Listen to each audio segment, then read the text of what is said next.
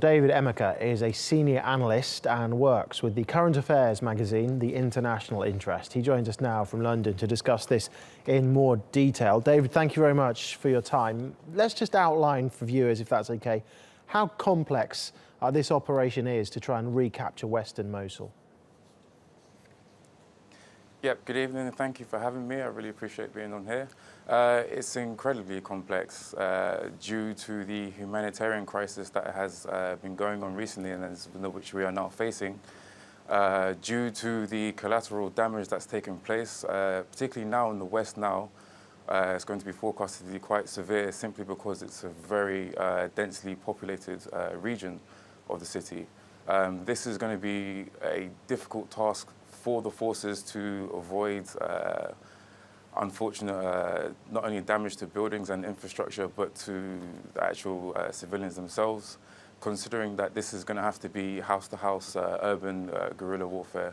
It can't simply just be airstrikes from above. There has to be troops on the ground that are risking themselves in very tight areas. So on that front, some people may choose to leave, which is going to cause even more problems because they may get caught up in the fire, in the crossfire, sorry. So on that particular humanitarian aspect, it is incredibly very intricate scenario which we're now facing. And you've mentioned how densely populated it is. Daesh are going to be using that to their advantage as well, aren't they? What sort of tactics are they going to be employing over the next few weeks and months, do you think? Well, as we've seen in the past few months, they've scaled back to far more asymmetrical tactics than they were before. We're likely to see far more drones being used, which have bombs on them to cause disruption.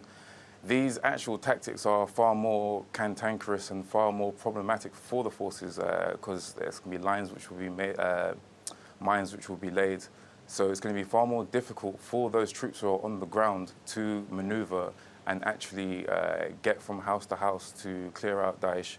So their tactics of hit and run and digging themselves into the ground is going to be far more difficult for the security forces in Iraq.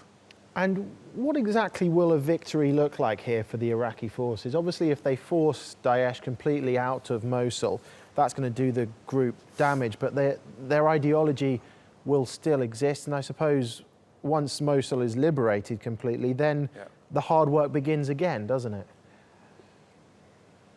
That is a fantastic question. And one thing that viewers need to acknowledge is that there is the days of Napoleon crushing his enemy and then they sign a treaty and the army gives up completely. Those days are long gone. As we've seen in the past few years in Afghanistan and actually in Iraq itself, there's been a torrent of suicide bomb attacks. So in terms of what will success actually look like, it's going to be quite a tainted success, if I'm honest, because it's these kinds of groups, they always resort to asymmetrical tactics.